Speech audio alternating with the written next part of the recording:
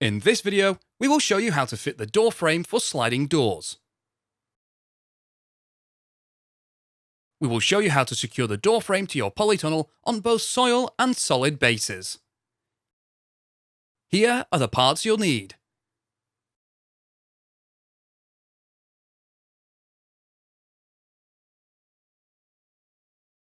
The door frame comprises of 3 pieces of 100mm by 47mm by 3m timber, which are the 2 door frame posts and 1 door frame lintel. The remaining pieces supplied in the pack are 19mm by 38mm by 1.8m battens, which are used later when fitting your polytunnel cover. Run a taut string line across the width of your polytunnel on the end hoop across the front of the hoop. You will use the string line to make sure your door frame is flush with the end hoop. Determine the centre of your polytunnel width by measuring 10 feet from the corner hoop from the centre of the tube.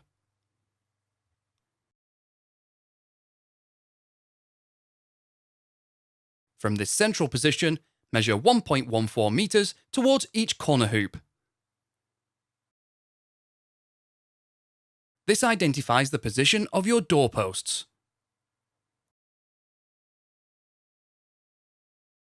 If you are fitting to an earth base, you'll be required to excavate a 30cm square by 40cm deep hole for each doorpost.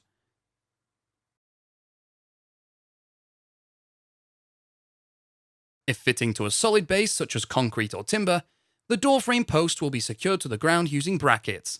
We will show you this process shortly. Reposition the door frame post into the hole or onto the solid base, ensuring the front face of the post is behind the string line. Ensure the door frame post is positioned 1.14 meters from the center mark to the outside of the door frame post. Use a spirit level to ensure the doorpost is vertically level. Mark where the doorpost meets the door rail and cut the post on this mark. Reposition the doorpost. Fit a P-clip onto the door rail. Both prongs of the P-clip should run down the outer face of the doorpost, where it is held in place with bolts. Using a 9mm wood drill bit, drill a hole on the marks through the timber. Push a bolt through the P-clip and drill holes, so that the thread is on the inside of the polytunnel. Loosely secure with a washer and nut. Adjust your door frame post so that the front face touches the string line, and the outer edge of your door frame post is 1.14 meters from the center and is vertically level. Once you are happy with the position, tighten the nuts on the P-clip and secure the P-clip in place with a self-drilling screw. We will now secure the bottom of the door frame post. If on soil, backfill the hole with concrete. We suggest using concrete that is 1 part cement and 5 parts aggregate. We also recommend postcrete. This ready-made mix is supplied in 20kg bags. Requires no mixing, you simply add water.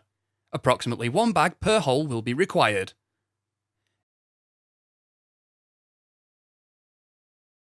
If on a solid base, fix the base of the plate to the floor using shield anchors for concrete or coach screws for timber. Position the door frame post plate on the ground inside of your polytunnel. Make a mark through the center hole, then remove. If on a concrete base, drill a hole 8cm deep using a 14mm masonry drill bit. Separate the bolt and washer from the sleeve and insert through the hole in the door frame post plate, and then screw on the sleeve.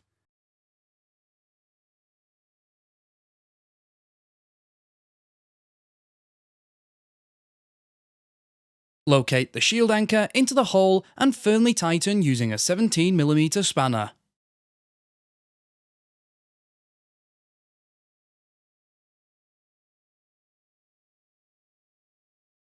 If on a timber base, drill a pilot hole 7cm deep using a 7mm timber drill bit.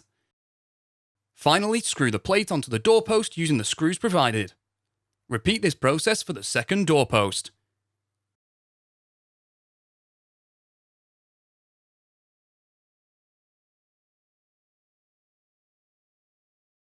It is now time to fit the door frame lintel. You will be required to cut the door frame lintel so that it fits between the doorposts. The door frame lintel should be at the height of 2.1 meters from the ground to the bottom edge of the lintel. Measure up one doorpost 2.1 meters. If your site slopes across the width, measure up the post on the higher side. Offer the door frame lintel up, position one end flush with the doorpost, and make a mark at the other end and cut.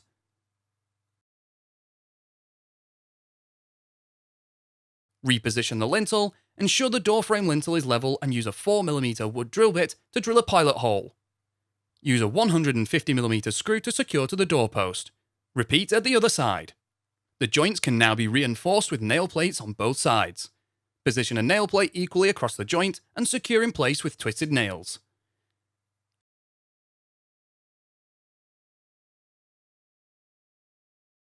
We will now fit the sliding door support rails.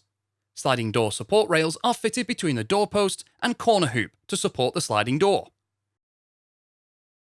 Sliding door support rails are 47mm by 75mm timber and come in lengths of 2.4 meters, which will need cutting to size. From the ground, measure up the doorpost 30cm and make a mark. Position a piece of timber flush with the doorpost and horizontally level, and cut the piece of timber to fit between the doorpost and corner hoop.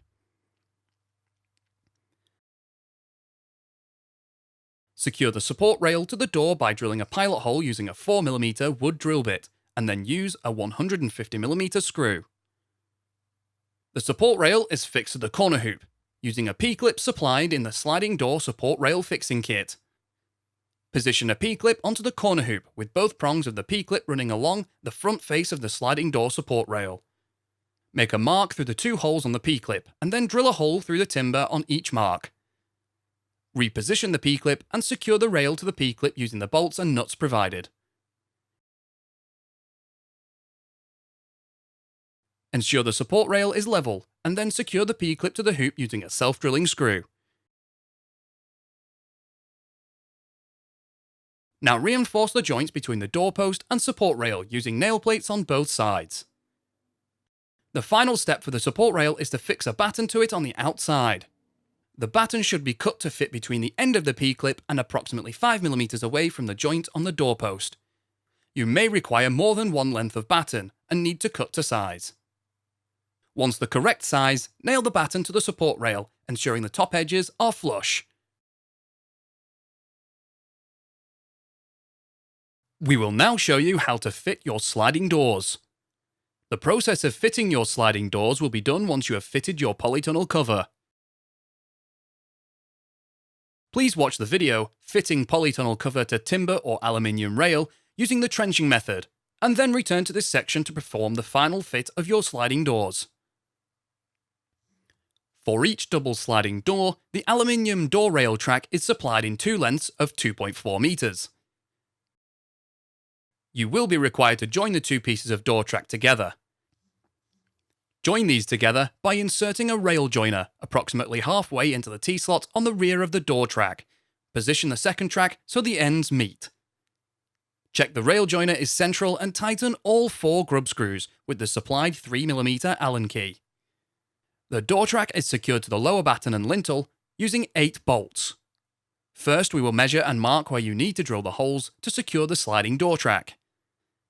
Measure 10 cm in from the inner edge of the door frame post. Now measure 2 cm up from the bottom edge of the door frame lintel. From the bottom of the door track to the fixing channel is 2 cm. The 2 cm marks gives us a guide for your holes. Repeat on both sides. Use the door track to draw a straight line along the door frame lintel. The door track joiner will inhibit using fixing bolts within the central 20 cm section. Find the central point of your door frame lintel and then measure 10 cm either side to ensure you don't position the bolts here. Mark the position of the remaining holes required. Ensure they are all spaced an even distance apart. With a 9mm wood drill bit, drill the required holes. Slide 4 bolts down each end of the T-slot on the door track. The track should be positioned centrally and overhang evenly on both sides of the door frame. Align the bolts into position through the holes. Bolt into position by fitting a washer and nut. You have now fitted the sliding door track.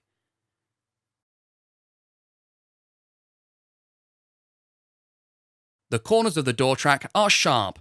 Please ensure you fit corner protectors to prevent any injury.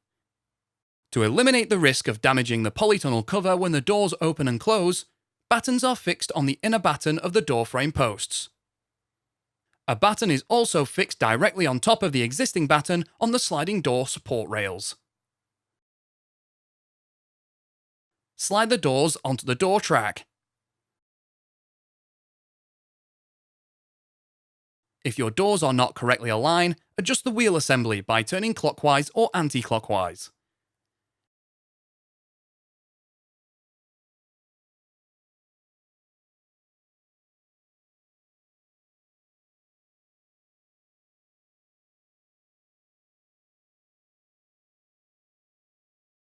We will now fit the door stops. Door stops prevent the doors from rolling out of the track. 4 door stops are provided, 1 for each end of the track and an additional 2 stops in the middle of the track. Assemble the door stop by screwing the slotted grub screw through the bracket and into the rubber stop. You will be required to remove 1 door from the track. Slide 2 door stops down the door track to the centre. Rehang the second door.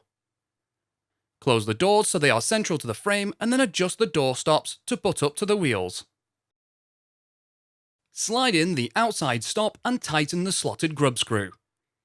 Adjust each stop by releasing, sliding along and retightening until the door stop is in the required position. We will now fit the door guide. The door guide prevents your sliding door from swinging in the wind. Assemble the door guide by screwing on the flange nut onto the threaded rod, with the flange at the top.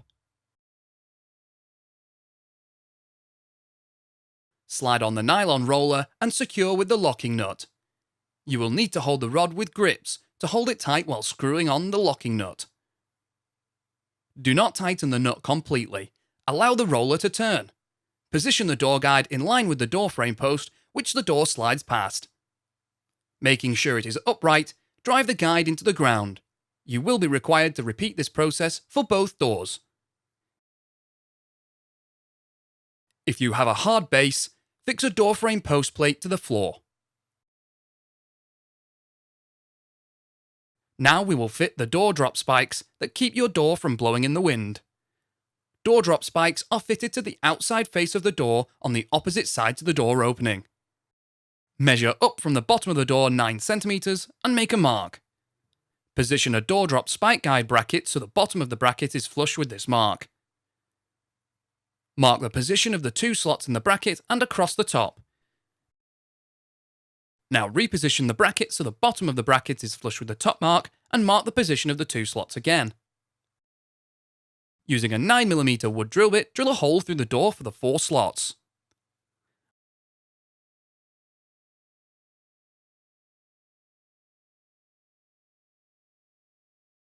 On the inside face of the door, insert pronged T-nuts into each hole. Bolt the 2 angled brackets onto the door with the slot on each bracket at the top.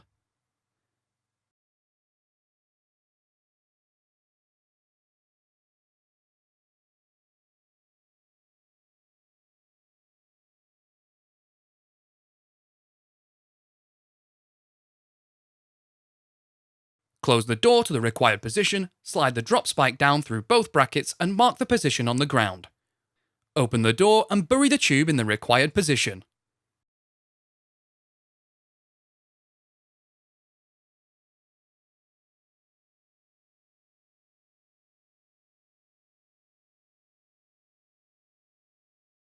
If your polytunnel is on a hard base, the housing tube is not required. Simply drill a hole using a 9mm drill bit to an appropriate depth. Repeat this process on both doors.